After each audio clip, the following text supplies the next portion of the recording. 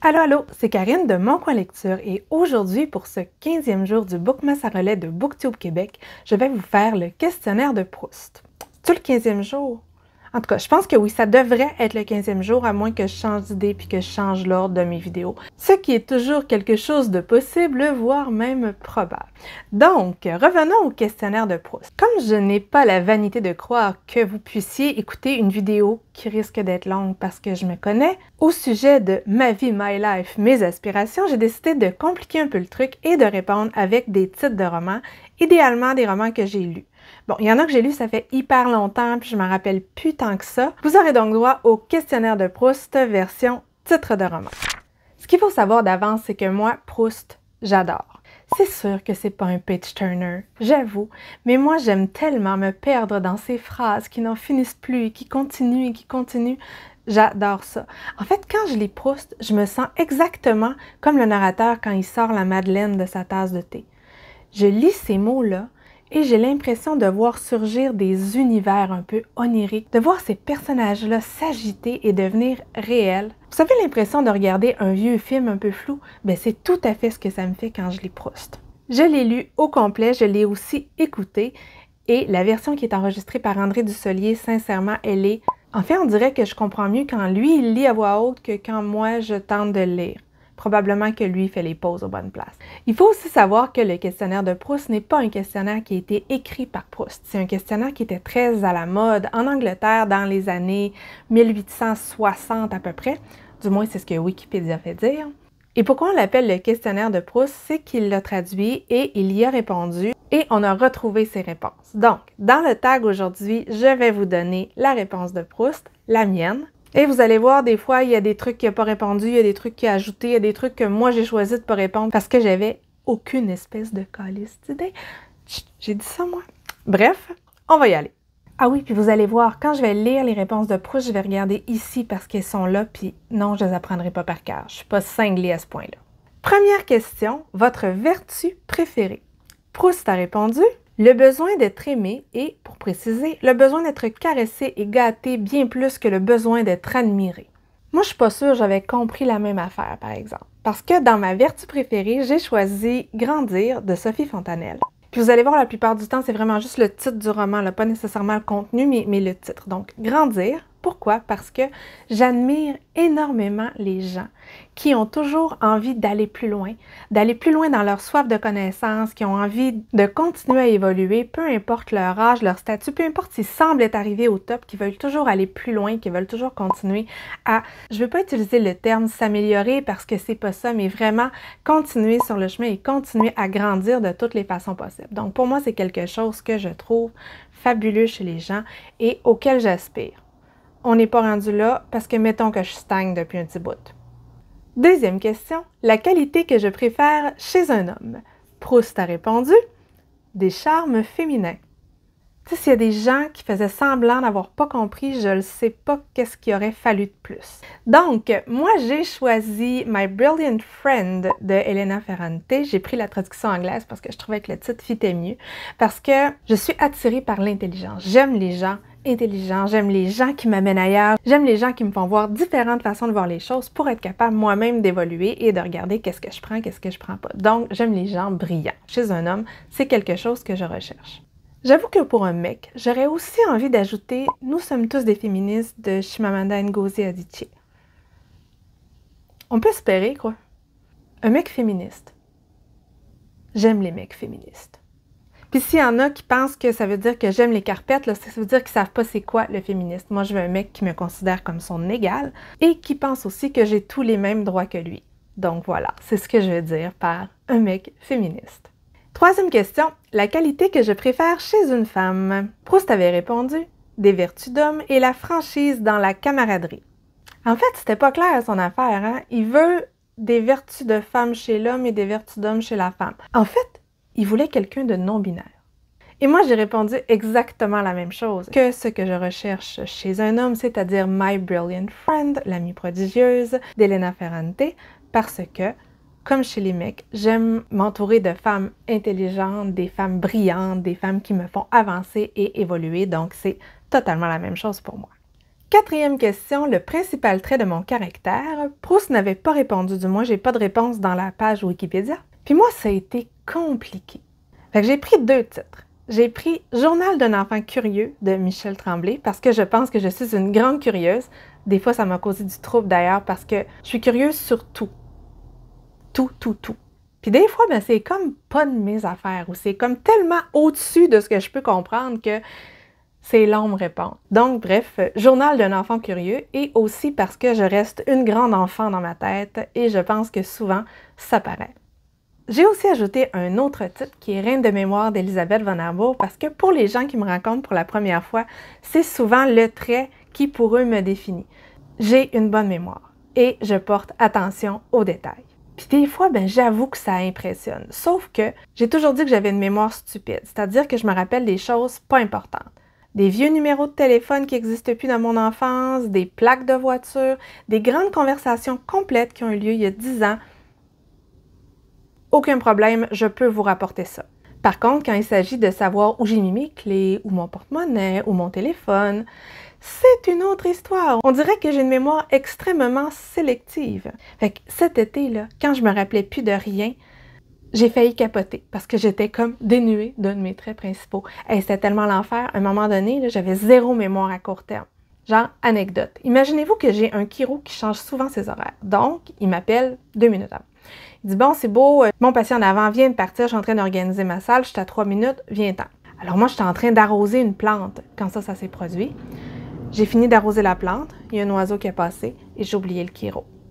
Je pensais que j'avais une maladie dégénérative, je capotais tellement ça me ressemble pas. Bref, ouais, reine de mémoire. Je me rappelle vraiment de beaucoup de conneries, ce qui fait que quand je lis un roman, bien, comme je vois beaucoup de détails, ouais, j'ai tendance à regarder les détails puis pas le tout aussi. Bref, je vois énormément de détails et je m'en souviens du petit de détails, bien c'est sûr que je trouve toujours la fin. Toujours. J'avoue avoir cherché un titre qui parlait de gaffe, d'inattention, parce que, sérieux, je suis une motadite bonne compétitrice pour le record du monde, mais j'ai rien trouvé. Mais bon, si vous me voyez un jour, il y a de fortes chances que je me prenne les pieds dans quelque chose qui n'existe pas. Tout ça, c'est normal. Ah oui, je vous ai pas dit de quoi parlaient les romans. Je fais ça rapidement parce que ça va être trop long. On dirait que c'est quelque chose qui revient dans toutes mes vidéos, hein? Ça va être éternel. Je pense qu'Elena Ferrante, tout le monde connaît quand même un peu. C'est l'histoire d'une amitié qui est un peu malsaine entre 2 femmes, donc je veux pas nécessairement reproduire cette amitié-là, c'était vraiment pour le titre. Journal d'un enfant curieux, ce sont les mémoires d'enfance de Michel Tremblay, qui est un de nos grands écrivains québécois. Et moi, quand il parle de son enfance ou de sa découverte de la littérature, on dirait que je suis toujours prête. Et Reine de mémoire d'Élisabeth von Arbour, c'est une série de fantaisie en 5 tomes. J'en ai parlé sur le blog si vous voulez savoir de quoi ça parle, mais moi j'aime beaucoup les univers de von Arbour. Ces univers-là qui prennent leur temps à être expliqués, à être étalés, et c'est une série que j'ai beaucoup aimée. Prochaine question. Ce que j'apprécie le plus chez mes amis. Proust avait répondu « D'être tendre pour moi si leur personne est assez exquise pour donner un grand prix à leur tendresse. » Moi, les titres que j'ai choisi « Je suis là » de Christine Eddy parce que je pense que c'est ce qui est le plus important, que mes amis soient là, soient présents. Pas toujours, mais dans les moments importants. J'ai aussi choisi « Folle » de Nelly Arcan. Et encore une fois, il ne faut pas prendre le contenu, mais c'est parce que j'aime que mes amis aient un brin de folie, un brin de fantaisie, qu'ils n'hésitent pas à sortir des sentiers battus. Et en fait, pour être amis avec moi, pour m'apprécier un peu, il faut être un peu fou. 6e question, mon principal défaut. Proust a répondu « Ne pas savoir, ne pas pouvoir, vouloir ». Et moi, mon principal défaut, j'ai écrit « Les mensonges de l'esprit » de Frank Tallis.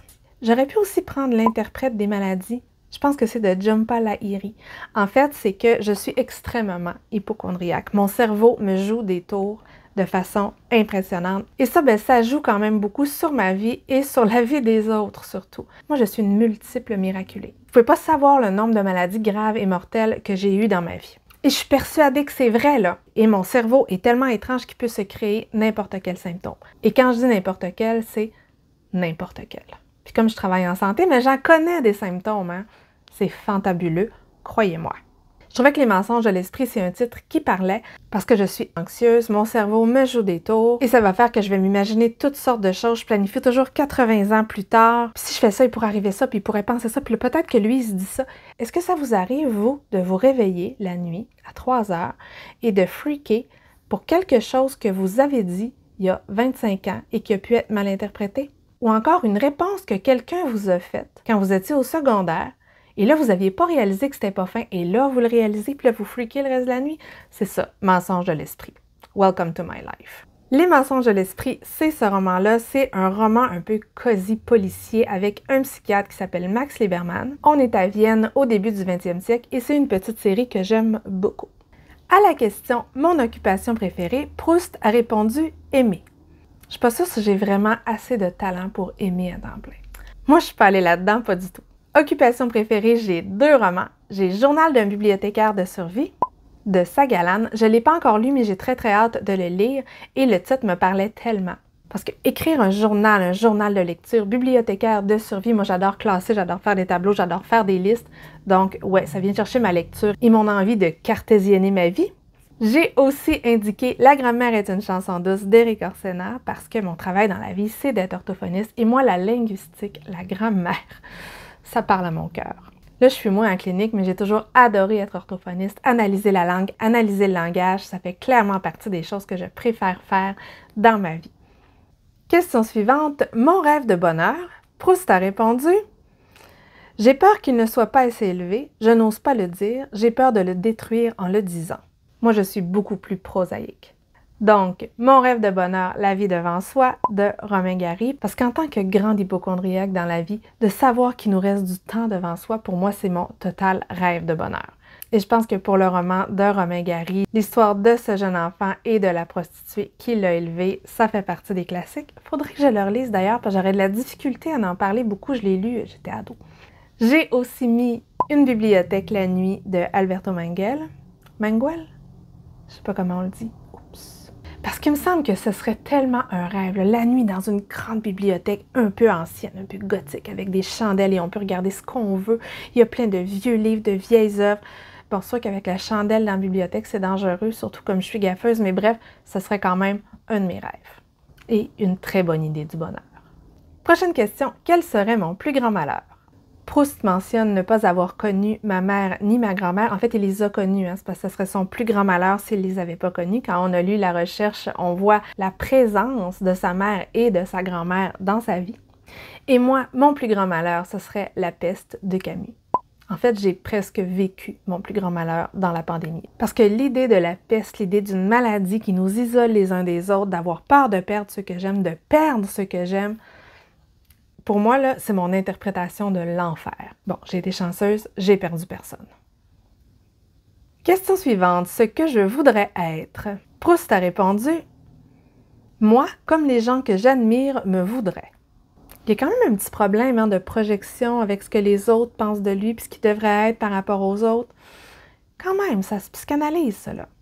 Quant à moi, j'ai répondu « Nous sommes éternels » de Pierrette Fleutiaux, un de mes romans préférés, qui raconte l'histoire d'une famille, mais qui est surtout une histoire d'inceste, donc trigger warning au besoin. Mais je vais vous en parler davantage quand je vais vous faire mon top avis, parce qu'il en fait clairement partie. Pourquoi j'ai choisi ce roman-là? Parce qu'il y a le « nous ». En fait, le « nous » est très important dans « Nous sommes éternels », c'est que je voudrais que moi et ceux que j'aime, on soit toujours éternels, qu'on soit toujours là et idéalement en santé, qu'on ait toujours des choses à vivre ensemble, parce qu'il me semble que le monde est tellement vaste, il y a tellement de choses à voir, il y a tellement de choses à apprendre, de livres à lire, donc ouais. Nous sommes éternels. Prochaine question, le pays où je désirerais vivre. Proust a répondu « Celui où certaines choses que je voudrais se réaliseraient comme par enchantement et où les tendresses seraient toujours partagées. » Un grand romantique en fait, hein? Moi, j'ai choisi Le ciel est partout de Jandy Nelson parce que je trouve que ce titre est super beau et qu'en fait, je suis pas mal certaine que si je suis entourée des gens que j'aime, des gens qui me stimulent, je pourrais être heureuse un peu partout. Et en plus, je suis pas capable de me limiter à un endroit. Il y a tellement d'endroits où je voudrais vivre, d'endroits que je voudrais voir pour apprendre des autres. Bref, le ciel est partout. Prochaine question, la couleur que je préfère. Proust avait répondu « La beauté n'est pas dans les couleurs, mais dans leur harmonie. » Il a raison, sauf que moi, rose-rouge, c'est vraiment ça. Bleu turquoise aussi, mais j'ai pas trouvé de titre avec bleu turquoise. Bref, j'ai 2 romans. Le premier qui est Soutien-gorge rose et Veston noir de Raphaël Germain. C'est un roman qui a été écrit au début des années 2000. C'est un vrai chick-lit comme on les aime. Et moi, j'avais trouvé ça tellement drôle. Le personnage principal me faisait quand même un peu penser à moi, c'est peut-être pour ça. Mais j'adorais les dialogues. Je voudrais pas le relire maintenant. En fait, je veux pas savoir quel problème il pouvait y avoir dans ce roman-là. Mais j'avais adoré ça. Puis j'aime pas souvent les chiclets, donc ça mérite d'être mentionné. Et parce que j'aime aussi le rouge, j'ai choisi The Scarlet Pimpernel de la Baronne Orczy, je crois que c'est comme ça que ça se prononce, qui est là. C'est ce roman-là. On est à la fin du 18e siècle, les personnages principaux sont anglais, mais pas que. En France, c'est la Révolution, et c'est une histoire entre anglais et français à cette époque-là, et on a The Scarlet Pimpernel qui tente de secourir ceux qui sont destinés à Madame Guillotine, et bien entendu, on a quelqu'un qui tente de l'attraper. Donc, récit d'aventure pendant la Révolution française. La fleur que je préfère, Proust avait répondu « La sienne est après toute définitivement un grand romantique ». Et moi, je vais choisir Le Maître et Marguerite parce que j'adore les marguerites. C'est dans les premières fleurs qui poussent, elles peuvent pousser partout. Et comme dirait Meg Ryan, je pense que c'est dans You've Got Mail, ce sont des fleurs très amicales. J'aurais pu prendre La Reine Margot aussi de Dumas. Ouais, Margot, Marguerite, ça aurait fait parce que c'est deux romans que j'ai beaucoup aimés. Un qui est un roman historique, puis moi j'aime la façon que Dumas a de nous raconter l'histoire avec un grand H à sa façon, on s'entend. Et dans Le Maître et Marguerite, on a un truc un peu fantasmagorique, on a le diable dans tout ça, un peu de réalisme magique, j'ai adoré ce truc-là. Bref, j'aime Bulgakov. L'oiseau que je préfère, Proust préfère les hirondelles. J'y avais pensé aussi aux hirondelles. J'aurais pu mettre les hirondelles de Kaboul de Yasmina Khadra. Mais finalement, je suis allée avec le chardonneret de Donna Tartt. Parce qu'en fait, mon oiseau préféré, ce sont des canaris. J'en avais plein quand j'étais petite. Puis ils étaient jaunes. Puis le chardonneret, il est jaune sur la couverture. Donc voilà, chardonneret de Donna Tartt. Que j'aurais bien du mal à vous résumer d'ailleurs. Faudrait que j'aille le relire, puis je suis beaucoup trop paresseuse pour ça. J'ai surtout mon micro branché. Alors, vous remarquerez que les livres que je prends, c'est ceux que je peux atteindre sans débrancher le micro. Ouais, bienvenue dans ma vie. Mes auteurs favoris en prose, Proust a répondu Anatole France et Pierre Loti. C'est tellement la pire question à poser à un lecteur. J'ai plus de romans favoris que d'auteurs favoris, mais quand même, il y a des motos. C'est l'hiver, fait moins 24. Pour que je parle d'auteurs favoris, il faut donc que j'ai aimé plus d'un roman de ces auteurs-là. Donc, je vais vous parler de Zweig, Stefan Zweig, qui est un de mes auteurs préférés. J'adhère à tout ce qu'il écrit. J'ai l'impression de flotter sur ses mots et de partir avec eux sur un courant de pensée. J'adore Stefan Zweig. J'adore Dickens aussi parce qu'avec Dickens, là, je me sens dans un village de Noël tout le temps, mes versions Londres. Genre, tu regardes ça en haut, là, tu vois plein de petits personnages qui s'agitent puis qui font plein de trucs en même temps. Dickens, il met sa caméra sur un, sur l'autre. J'adore. Et c'est extrêmement drôle. Lucy Maud Montgomery avec la série Anne et la série Emily a bercé mon enfance, donc bien entendu que je peux pas passer à côté. Oscar Wilde, que je trouve hilarant. Et j'avais été aussi assez marquée par Virginia Woolf quand je l'ai lu les premières fois, donc je pense que oui, ça fait partie de mes préférés. Dans les auteurs plus actuels, ce sont surtout des autrices, donc j'ai aimé tout ce que j'ai lu de Gaëlle Noah, de Dominique Fortier, de Catherine Leroux. J'ai adoré les deux romans que j'ai lus d'Anaïs Barbeau-Lavalette, puis bien entendu, je vais parler de Angela Morelli, qui est une de mes personnes préférées. Mais j'aime aussi ce qu'elle écrit. En fait, c'est ma twinette. On se connaît depuis 15 ans, on s'est connus par nos blogs respectifs dans le temps. On s'est visités les unes les autres. En fait, je l'ai envahie pendant 6 mois. Et je suis totalement non objective parce que c'est mon amie et que je l'adore. Donc, voilà. Prochaine question, les poètes préférés. Proust avait répondu Baudelaire et Alfred de Vigny. Puis moi, j'ai vraiment eu de la difficulté. Je suis tellement gnouf en poésie, là, je connais vraiment rien. Donc, Shakespeare, Pushkin, c'est les deux qui me viennent en premier. Je connais très peu de poètes actuels. Vraiment, ça manque à ma culture. Next question. Mes héros préférés dans la fiction. Vous noterez que là, je triche, hein? C'est pas des titres de romans, je shoot les affaires. J'ai essayé, j'ai cherché 2 jours, puis je me suis dit que si je m'attardais à ça, jamais je réussirais à filmer ma vidéo. Fait que...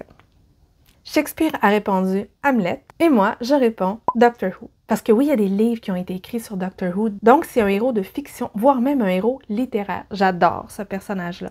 Je l'adore. Surtout la version de David Tennant.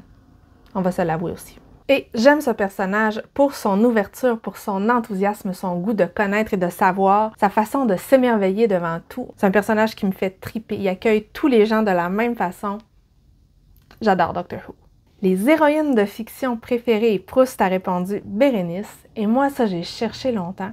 Mais l'héroïne de fiction qui m'a le plus marqué, c'est Milady dans Les Trois Mousquetaires. J'adore cette héroïne-là. Et c'est pas évident parce que souvent, mes héros préférés de fiction, moi, c'est des gens tout en zone de gris, voire même des méchants. Donc, c'était difficile de répondre à cette question-là parce que mes personnages préférés, c'est souvent pas des gens très fréquentables. Mais Milady, je pense pas qu'elle est fréquentable, mais J'adore ce personnage-là, cette femme-là qui a décidé qu'elle, elle prendrait sa place et qu'elle prendrait tous les moyens qui étaient à sa disposition pour obtenir ce qu'elle voulait à son époque. J'adore Milady. Mes compositeurs préférés, et là j'ai un roman, donc je vais en profiter pour le dire. Ah mais attendez, je vous dis ce que Proust a dit. Lui, il parlait de Beethoven, de Wagner et de Schumann. Donc, moi, j'ai La vie de Liszt est un roman qui est une fabuleuse biographie romancée de Liszt. C'est de Zsolt ou de Zsolt Arsani. C'est une lecture que j'ai adorée et ça parle de Franz Liszt et on raconte plein d'autres compositeurs et on est à Budapest et c'est trippant. J'ai adoré cette biographie-là. Pour mes autres compositeurs préférés, ben c'est Chopin et Schubert, je crois. Schubert, ouais. Encore une fois, je suis vieux jeu. J'ai des années de piano classique dans le derrière, ça paraît. Les peintres favoris. Proust adorait Léonard de Vinci et Rembrandt. Et moi, je suis un peu une inculte de la peinture et j'ai des goûts de calendrier, comme disent mes amis qui, eux, ne sont pas des incultes. Donc, j'adore Kandinsky, j'adore Klimt, j'adore Van Gogh, Berthe Morisot aussi. Et dans le récent, j'adore ce que fait le tagueur, là. Ah, que ça me fait capoter. Banksy. On dirait que ces œuvres me touchent terriblement. Donc, c'est ça. Ouais, goût de calendrier. Vous pouvez rire. Prochaine question, mes héros dans la vraie vie. C'est une étrange question et Proust avait répondu M. Darlu et M. Boutroux. Il faudrait que je sache à quoi ils correspondent dans la recherche. Moi, mes héros, dans la vraie vie, je dirais Mes amis, mes amours de Marc Lévy parce qu'il faut être héroïque pour m'endurer et pour le roman, je vous dirais que je l'ai détesté, donc ça n'a aucun rapport, mais le titre, je trouvais que ça fitait pour des héros de la vraie vie. Si j'agrandis, puis des héros plus dans l'histoire, parce que c'est une autre prochaine question, puis ça me tentera pas de recommencer, je dirais la bande dessinée de Toulmé, Reflet du monde en lutte, parce que j'admire vraiment ces gens-là qui luttent et qui ne lâchent pas, et qui, à petite et grande échelle, vont réussir à faire changer les choses. Donc, pour moi, ce sont des héros de tous les jours, et dans cette bande dessinée-là, qui est très bien faite, d'ailleurs, qui nous fait voir 3 portraits différents de femmes, parce que ce sont des femmes là-dedans. Je pense que je les admire encore plus, les femmes. Et là, je pense que c'est plus pour le contenu que pour le titre, mais oui, en lutte. Prochaine question, les personnages de l'histoire que l'on déteste ou on méprise. Proust n'avait pas répondu. Ou attends, peut-être qu'il a répondu plus loin. Ouais, il a répondu plus loin en disant « Je pense que je ne suis pas assez instruit ». Pour cette question, j'ai choisi Voyage en train sur les genoux d'un dictateur. C'est un roman québécois, c'est de Stéphane Achille, je l'ai lu il y a longtemps, mais c'est un musicien qui rencontre un dictateur et celui-ci va l'inviter à visiter son pays à bord d'un train. Et c'est un pays qu'il gouverne de toutes les pires façons du monde, mais dans sa tête, c'est un peu correct parce qu'il est dictateur à vie. Donc, bien entendu, j'ai pas pu me limiter à un. J'ai pensé à prendre un machin d'Hitler, mais non, c'est plus que ça. C'est tous les dictateurs qui utilisent la crédulité et la bienveillance de leur peuple pour réussir à avoir ce qu'ils veulent et souvent c'est le pouvoir. Donc, je ne suis absolument pas originale. Ce sont tous les dictateurs, tous les gens qui se permettent de tuer tout le monde, qui se croient permis de tuer tout le monde et qui gouvernent en tapant sur la tête. C'est ça. Surtout ceux qui le font insidieusement, là, puis qui réussissent à faire croire qu'ils sont les bons dans le fond. Là. Ils me font fâcher. La nourriture ou les boissons préférées. Proust n'avait pas répondu, mais pour moi c'était assez clair. Donc, j'ai mis La Pitoune et la Poutine. C'est une bande dessinée d'Alexandre Fontaine-Rousseau et Xavier Cadieux. C'est le périple hilarant de l'homme le plus fort du monde. Ça implique des bûcherons, des pitounes et bouffer de la poutine. Donc, pour moi, j'ai adoré cette bande dessinée-là. Je pense que le titre n'a pas vraiment besoin de commentaires. Je parlais surtout de la poutine, hein, pour manger, pas la pitoune. Ben, pas la pitoune en bois. Je m'enfonce, hein? Ouais, je m'enfonce. J'arrête. Ici, il faut avoir un peu de québécois pour savoir pourquoi je m'enfonce. Mes noms favoris, Proust a répondu « Je n'en ai qu'un à la fois ». Et moi, ben, j'ai pas d'enfant, mais quand j'étais petite, je disais toujours que si j'avais un garçon ou une fille, ce serait ces prénoms-là, donc Alice, au pays des merveilles de Lewis Carroll, et Charles, pour Charlie et la chocolaterie de Roald Dahl, qui sont 2 romans qui ont marqué mon enfance. Et je voulais tellement trouver un ticket d'or. Je trouvais ça tellement pas juste que ça n'existe pas dans la vraie vie, là, vous pouvez pas vous imaginer. Pour la question « Ce que je déteste le plus », Proust a répondu « Ce qu'il y a de mal en moi ». Je pense qu'en premier lieu, j'ai indiqué Le temps du mépris de Malraux parce que je hais les gens méprisants, les gens condescendants. Je déteste ça, je ne peux pas le supporter. Fait que moi, tout ce qui est mansplaining, là, ça vient me chercher. Je déteste quand les gens nous parlent comme si on était trop cave pour comprendre ou comme si un jour nous allions évoluer et comprendre leur pensée supérieure. Je déteste ça. Prochaine question, l'événement militaire que j'admire le plus. Proust a indiqué mon volontariat. Donc, on se prend pas pour n'importe qui. Et moi, je suis tellement push en exploit militaire, sérieux. J'ai marqué Guerre et paix de Tolstoï parce que ça finit par la paix. Puis, ben, Guerre et paix, c'est un roman que j'adore. Je suis la seule qui a failli mourir de rire dans les descriptions des batailles napoléoniennes. C'est n'importe quoi, j'ai trouvé ça hilarant. Puis, ben, j'aime Tolstoï. Oui, il nous fait la morale, mais on dirait que comme il fait la morale, comme aux gens d'il y a longtemps, il me dérange pas trop. Et j'ai aussi indiqué l'adieu aux armes d'Hemingway. Encore une fois, parce que ça signifie la fin d'un conflit. C'est aussi un roman que j'avais beaucoup aimé, ça se passe pendant la Première Guerre mondiale et c'est l'histoire d'un soldat qui est blessé et qui a une histoire d'amour pendant la guerre et comment ça va se passer. Hemingway était assez discutable comme personne, mais j'aime sa façon d'écrire, donc j'ai aimé ce roman. Pour la réforme que j'estime le plus, Proust n'avait pas répondu. Et moi, j'ai répondu Le cœur des femmes de Martin Winkler ou encore l'adaptation BD qui a été faite par Aude Mermillod parce que ça parle du droit des femmes et du droit des femmes à faire entendre leur voix encore aujourd'hui. Donc, la féministe en moi qui ressort et qui vient chercher ce thème-là. Bien entendu, on est rendu plus loin maintenant dans les droits des femmes, quoi qu'il faut jamais arrêter parce que rien n'est jamais gagné. Mais dans le titre Le cœur des femmes, j'aimais vraiment beaucoup le fait qu'il faut se rappeler et entendre les voix des premières féministes qui se battaient pour d'autres causes que les nôtres, mais qui étaient importantes à cette époque-là, puis qui nous ont permis d'arriver là où on en est maintenant. Donc voilà, le cœur des femmes. Pour le don de la nature que j'aurais aimé avoir, Proust a répondu « La volonté et ses séductions ». Moi, c'est pas un vrai don de la nature, mais quelque chose que j'aimerais tellement, ça serait voyager dans le temps. J'ai choisi Timeless de Gail Carriger et A Thrill Through Time de Jodi Taylor parce que ça parle d'avoir tout le temps qu'on veut, de pouvoir arrêter le temps ou de pouvoir voyager dans le temps. Donc, si je pouvais voyager dans le temps, là, depuis que je suis toute petite, j'en rêve. C'est peut-être pour ça que j'aime autant Doctor Who, mais si un génie pouvait inventer quelque chose puis que ça soit ça, je serais prêt. D'ailleurs, il faudrait que je fasse une vidéo thématique sur les livres qui parlent de voyage dans le temps.